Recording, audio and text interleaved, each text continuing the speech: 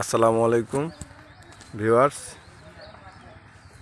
এই হচ্ছে ঠাকুরগাঁ জেলার অন্তর্গত বালিয়াডাঙ্গি উপজেলার হরিণমারি ইউনিয়নে অবস্থিত শতবর্ষী আম গাছ। দেখেন, একটি আম গাছ প্রায় 3.5 থেকে 4 একর জায়গা জুড়ে অবস্থিত। এই আম গাছটির বয়স প্রায় 130 বছর। অনেক দর্শনার্থী এখানে আছে। এটা হচ্ছে সূর্যপুরী আম গাছ।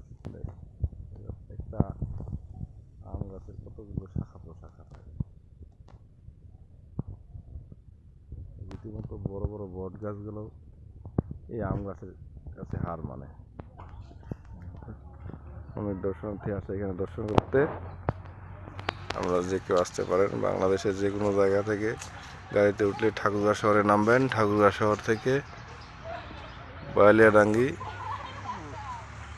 বাস অথবা ট্যাক্সি যে কোনোভাবে আসা যাবে। বালিয়াডাঙ্গি উপজেলা থেকে যে কোনো ট্যাক্সিতে করে সরাসরি এখানে আসতে পারবেন আপনারা।